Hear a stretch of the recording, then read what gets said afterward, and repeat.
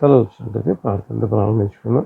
ప్రేమగల తండ్రి, కృపగలిగిన ప్రభా, జీవం కలిగిన జీవాధిపతి బంగారు ప్రార్థనకి స్తోత్రం చెల్లిస్తున్నాం. ఆశ్చర్యకరుడా, ఆశ్చర్య కార్యాలు చేసే గొప్ప దేవానికి వందనాలు.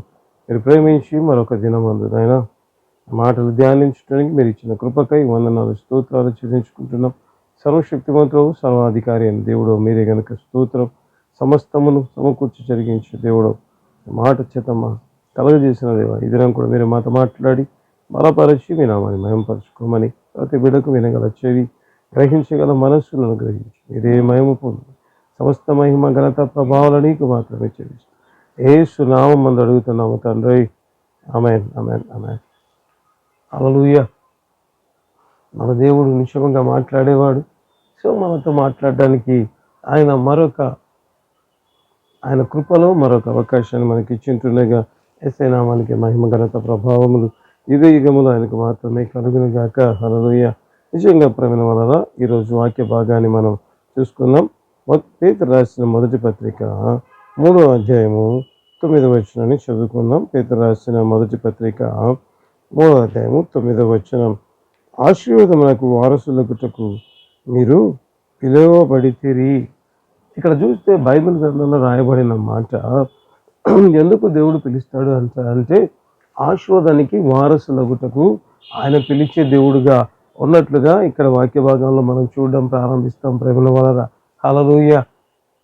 అంటే నాకు అనిపిస్తుంది, ఎవరి పత్రిక రాశారు అంటే పేతురు రాసిన పత్రిక అని రాయబడి ఉంటుంది. ప్రేమల వలన పేతురు చెప్తున్నాడు, అయ్యా ఆయన ఎందుకు పిలుస్తాడు అంటే ఆశీర్వాదానికి వారసులగుటకే.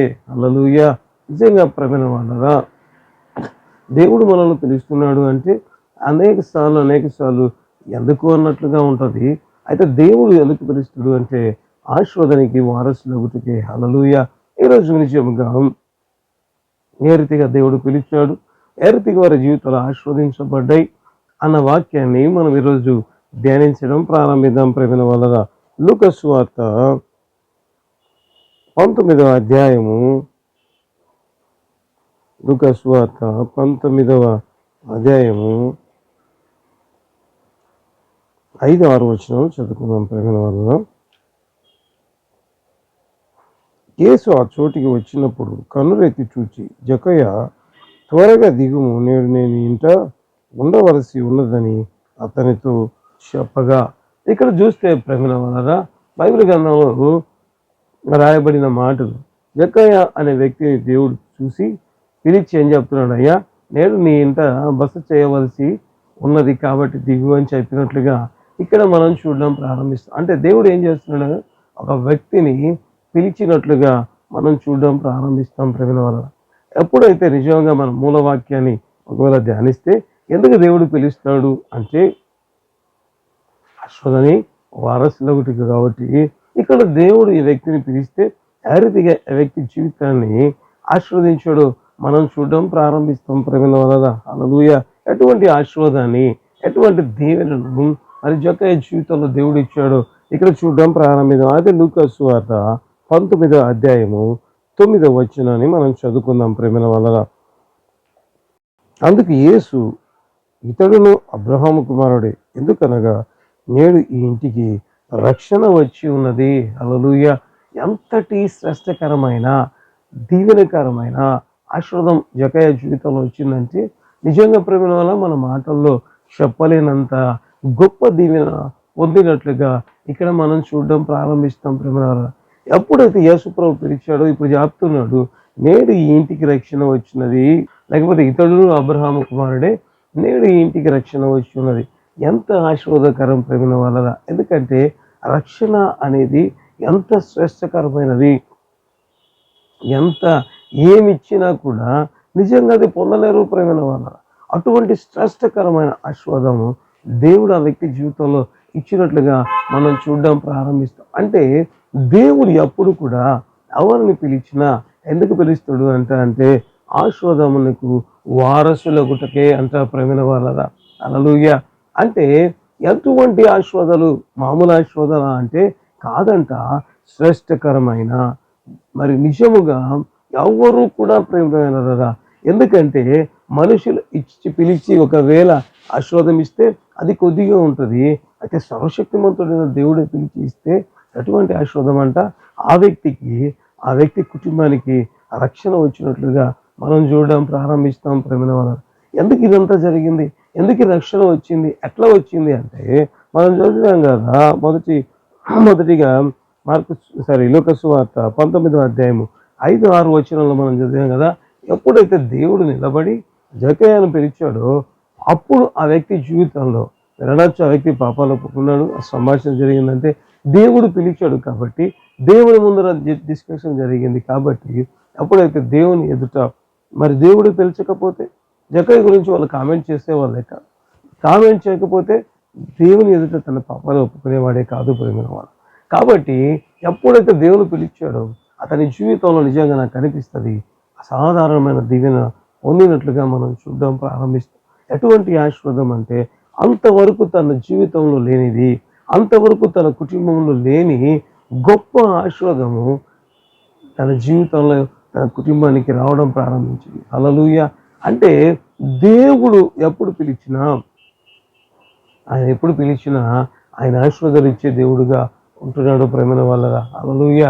మరి ఎంతమంది అయితే ఈ కార్యక్రమాన్ని చూస్తున్నారు, నిజంగా దేవుడు మీతో మాట్లాడుతున్న మాట, దేవుడు మిమ్మల్ని పిలిస్తే అంటే ఒకవేళ అనుకోవచ్చు నన్ను ఎట్లా పిలుస్తున్నాడు, ఈ కార్యక్రమం చూస్తున్నారా, దేవుని దగ్గరికి మీరు వచ్చినట్టే ప్రేమైన వాళ్ళరా. హల్లెలూయా. కాబట్టి ఇప్పుడు మనం తెలుసుకోవాల్సింది అంటే దేవుడు మనల్ని ఆశీర్వాదానికి వారసులగుటకే పిలిచి ఉన్నాడు. హల్లెలూయా, హల్లెలూయా.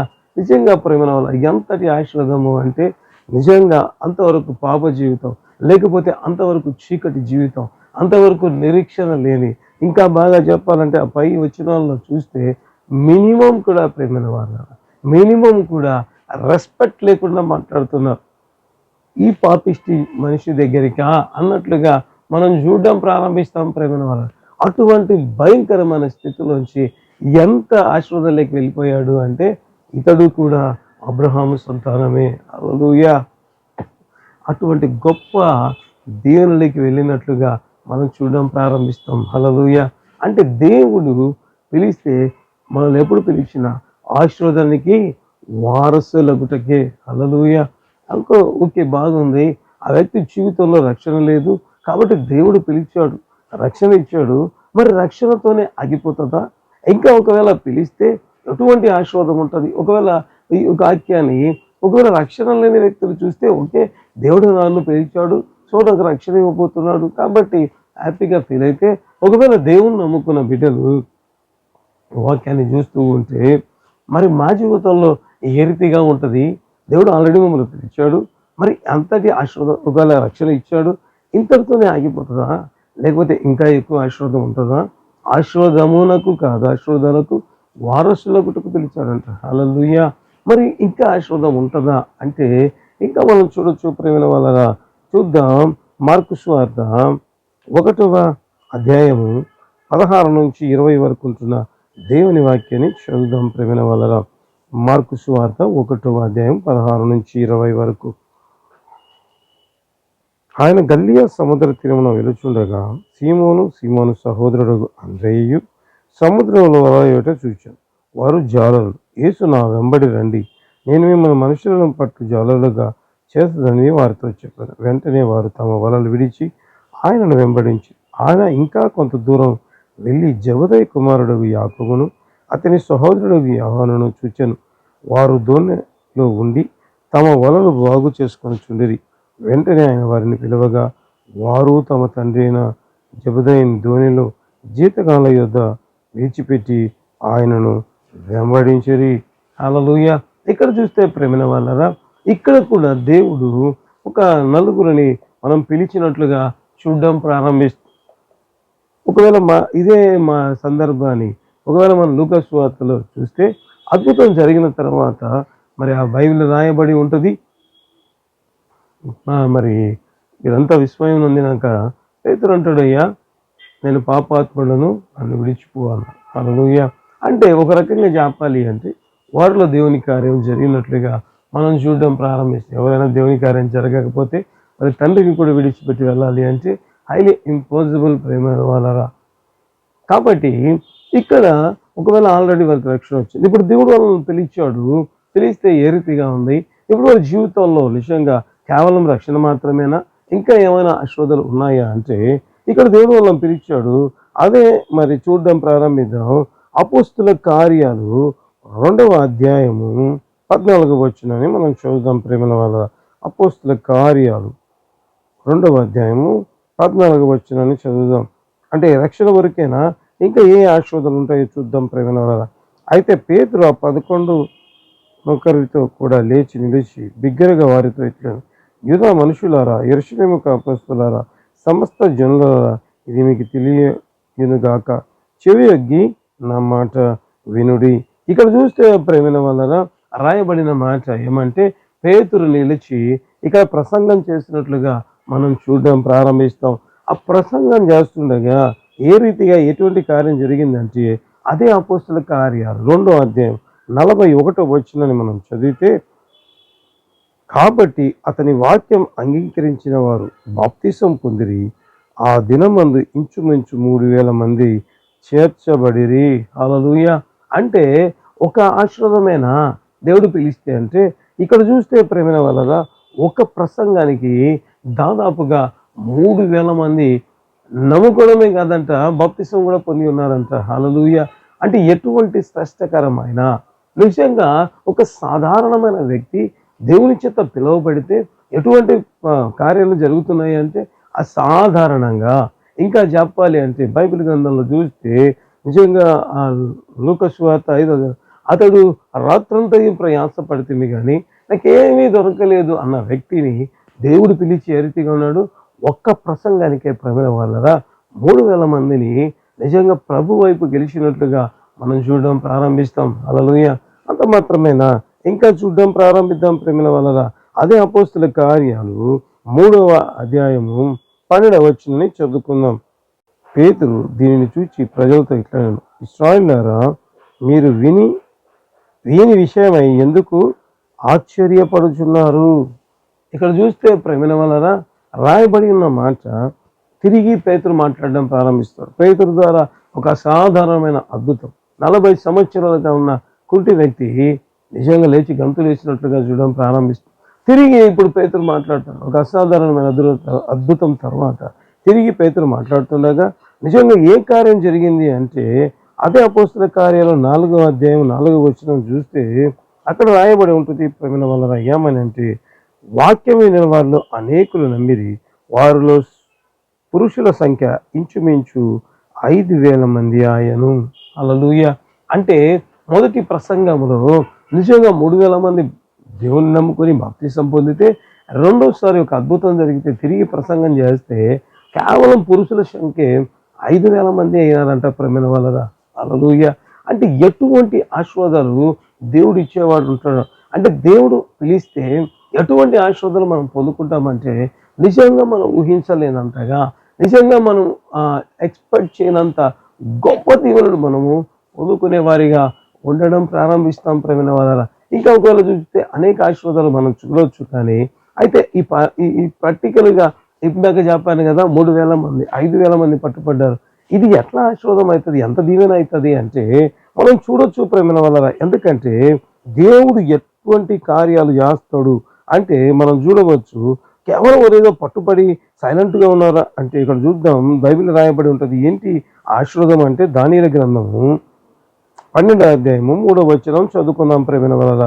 బుద్ధిమంతులైతే ఆకాశ మండలంలోని జ్యోతులను పోలిన వారై ప్రకాశించుదురు, నీతి మార్గమును అనుసరించి నడుచుకున్నట్లు ఎవరు అనేకులను తిప్పుదురో వారు నక్షత్రం వలె నిరంతరమును ప్రకాశించెదరు. హల్లెలూయా.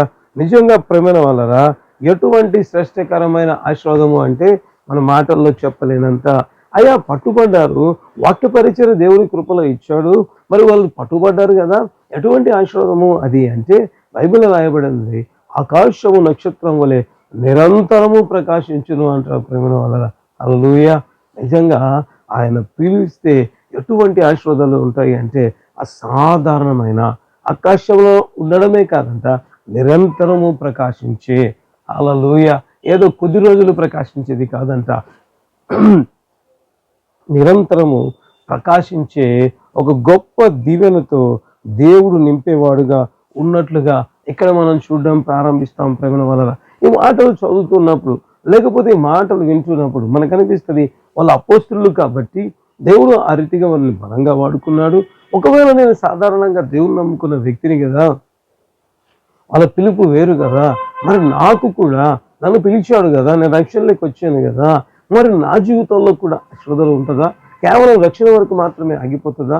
వారు అపోస్తులు కాబట్టి అటువంటి కార్యం జరిగింది అంటే నేను ఒక వాక్య భాగాన్ని మీకు చూపించాలని ఆశపడుతున్నాను. వాక్య భాగం చూసిన తర్వాత మనం వాక్య పరిచర్య ముగించుకుందాం. ప్రేమ యోహాను సువార్త 12వ అధ్యాయము 9 నుంచి 11 వరకు ఉంటున్న దేవుని వాక్యాన్ని మనం చదువుదాం. ప్రేమ వలన యోహాను సువార్త 12వ అధ్యాయము 9 నుంచి 11 వరకు.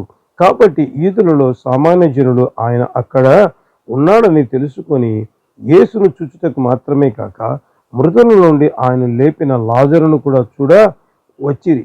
అతని బట్టి యూదులలో అనేకులు తమ వారిని విడిచి యేసునందు విశ్వాసం ఉంచిరి కనుక ప్రధాన యాజకులు రాజులను కూడా చంపనాలోచించిరి. ఇక్కడ చూస్తే ప్రేమ వలన దేవుడు నిజంగా లాజరును పిలిచాడు కదా, లాజరు బయటికి రమ్మని. ఇప్పుడు చేసిన కార్యం ఏంటి అంటే అక్కడ యేసు ప్రభుని చూస్తే కాదంట, లాజరును చూచడానికి కూడా ప్రజలు వచ్చారంట. ఆ లాజరును చూస్తుండగా నిజంగా ప్రేమలారా అనేకులు యేసు యందు విశ్వాసం ఉంచి నిజంగా నాకు కనిపిస్తుంది ఎంతటి ఆశ్చర్యం. నిజంగా బైబిల్ మామూలుగా చదవకుండా దేవుడు నాతో మాట్లాడు అని చదివితే అంత ఆశ్చర్యకరంగా ఎంత ఆశ్చర్యకరంగా ఉంటుంది అంటే వారు తమ వారిని విడిచిపెట్టి యేసుని వెంబడించారంట. హల్లెలూయా. అంటే ఎంతటి కృప. మనం అనుకుంటుంటాం కేవలం అపోస్తులకేమో లేకపోతే సేవకులేమో ఇటువంటి కృప ఉంటుంది మనకుంటుందా అంటే లాజరు ఏమన్నా అపోస్తులుడా ప్రేమ వల్ల శిష్యుడా కాదే. కానీ ఆయన పిలిచిన ప్రతి ఒక్కరి విషయంలో ఆయన ఇచ్చే ఆశీర్వాదాలు ఎంత గొప్పగా ఉంటాయి అంటే మాటల్లో చెప్పలేనంత. నిజంగా అనేకులు అంట ప్రేమ వల్ల యేసునందు విశ్వాసం ఉంచడం కాదంట, తమ వారిని విడిచిపెట్టి యేసును వెంబడించడం ప్రారంభించాడంట. హల్లెలూయా. అంటే అసాధారణమైన దీవెనలు దేవుడు ఇవ్వడానికే నిన్ను నన్ను పిలిచి ఉన్నాడు. హల్లెలూయా. నిజంగా ఏ సమస్యలు చూసి భయపడుతూ బాధపడుతూ అయ్యా నా జీవితం ఇంతేనేమో, ఆశీర్వాదం ఉండదేమో అని అనుకుంటూ ఉంటే కాదు, నిన్ను పిలిచినదే ఆశీర్వాదాల కోసం. లేకపోతే నేను దుఃఖించుటకేనా, లేకపోతే రోధించుటకేనా, కన్నీరు దాల్చుటకేనా అంటే కాదు, నిన్ను పిలిచిన దేవుడు చెప్తున్న మాట నువ్వు ఆశీర్వాదానికి వారసుడు ఒకటికే నేను పిలిచి ఉన్నాడు. హల్లెలూయా. దేవుని కలిగి ఉన్న మనం ధన్యులం. సో ఆ దేవుడు మనల్ని పిలిచి ఉంటుండగా ఆశీర్వాదాలు పొందేవారిగా, స్వతంత్రించుకునేవారిగా మనం ఉండబోతున్నాం. సంతోషిద్దాం, దేవుని యందు ఆనందించి పిలవడం ప్రారంభిద్దాం. దేవుడి వాక్యాన్ని దీవించునే కాక తనలో వచ్చి ప్రార్థన చేసుకుందాం. ప్రేమ గల తండ్రి, కృపగలిగిన ప్రభువా, జీవగలిగిన జీవాధిపతి, బంగారు పాదాలకి స్తోత్రం యేసయ్య. ఆశ్చర్యకరుడు, ఆశ్చర్య కార్యాలు చేసే గొప్ప దేవుడు మీరు గనక స్తోత్రం. ఈ దినపు వాక్యం ద్వారా మీ బిడ్డలతో మీరు మాట్లాడినందు బట్టి వందనాలు. మీరు పిలిచే దేవుడు, పిలిస్తే ఎందుకు అంటే కేవలం మాట్లాడడానికి కాదు నాయన, ఆశీర్వాదాలకు వారసులగుటకి పిలిచి ఉన్న దేవుడుగా మిమ్మల్ని మీరు ప్రత్యక్షపరచుకున్నందు బట్టి వందనాలు. అంతమంది అయితే వాక్యాన్ని విన్నారు, వారందరి జీవితంలో వాక్యము ఫలించునుగాక. ఆయా 30 అంతలు 60 అంతలు 100 అంతలుగా ఫలింపచ్చు మరి ప్రార్థించి వాక్యమును అద్భుతముల ద్వారా స్థిరపరచు. ఎంతమంది అయితే తండ్రి దేవుడు నన్ను పిలిచి ఉన్నాడని నమ్మి ప్రార్థనలో ఏకీభవిస్తున్నారు. యస్ లార్డ్, నేను నమ్ముతున్నాను అటు వారి మీదికి పరిశుద్ధాత్మ దేవుని తాకిడి మేము చూస్తున్నాం తండ్రి. హల్లెలూయా. ఇంకా దర్శించండి నాయన, ఇంకా దర్శించండి ప్రభువా, ఇంకా దర్శించండి నాయన. ఒక్కొక్క బిడ్డను ఇప్పుడే దర్శించండి నాయన. పరిశుద్ధాత్మ దేవుడు మిగుల బలముగా ఒక్కొక్కరిని ఆవరించును. అయ్యా, ఎవరైతే తండ్రి సంతానమును దీవెన కోసం ఎదురు చూస్తున్నారో తండ్రి ఆ దీవెన వారికి అనుగ్రహించబడునుగా, వారి చేయి వారి కడుపు మీద ఉంచు.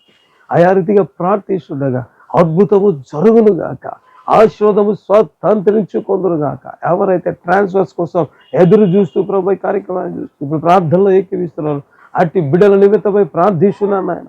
అయ్యా, ఎంతమంది అయితే మాకు ప్రార్థన వినపనించుంటున్నారో ట్రాన్స్ఫర్స్ కోసం యేసు నామములు అద్భుతము జరుగునుగాక. యేసు నామం పరిశుద్ధాత్మ దేవుని కార్యం మిగుల బలముగా జరుగునుగాక. అయా నడవలేని వారి జీవితం అనుగ్రహించండి. అసాధారణమైన అద్భుతాలు మీరే జరిగించండి. అసాధారణమైన అద్భుతాలు మీరే జరిగించండి. దేవా నీ శక్తి దిగి వచ్చి ఒక్కొక్కరిని దర్శించును గాక ఇప్పుడే, right now lord, in the name of Jesus. ఆయా మూడుగా వారికి మాటలు ఇచ్చే దేవుడు ప్రభు. అయా మేము ప్రకటిస్తున్న యేసు సర్వశక్తివంతుడు నాయన. ఆ దేవుని కార్యాలు జరుగునుగా. కడుపు నొప్పి తొలగించండి. బర్నెస్ కొట్టివేయండి ప్రభు. యేసు నామమందు నాయన. ఎవరైతే తను చలారి పనిస్తున్నారు, ఎవరైతే కృంగిపోయిన స్థితిలో తట్టి లేవనెత్తి మీరే మహిమ పొందమని ప్రార్థిస్తున్నాను. అయ్యా ఎంతమంది అయితే కార్యక్రమాన్ని సబ్స్క్రైబ్ చేస్తున్నారు వాళ్ళందరినీ దీవించండి. ఎంతమంది ఈ కార్యక్రమాన్ని షేర్ చేస్తున్నారు, స్టేటస్లు ఉంచుకుంటున్నారు, ప్రార్థన చేస్తున్నారు, ఆర్థిక ప్రతి ఒక్కరి సేవలో ఇన్వాల్వ్ అయిన ప్రతి బిడ్డ, పరీక్షలో ఉన్న ప్రతి బిడ్డను, అది చూసిన ప్రతి బిడ్డను పేరు పేరు ఆశీర్వదించి దీవించండి. బలమైన ఎప్పుడు నీ గొప్ప కార్యం చేసి మీరే మహిమ పొందండి. సమస్త మహిమ నీకే చెల్లిస్తూ యేసు నామమందు అడుగుతున్నాము తండ్రి. ఆమేన్, ఆమేన్, ఆమేన్.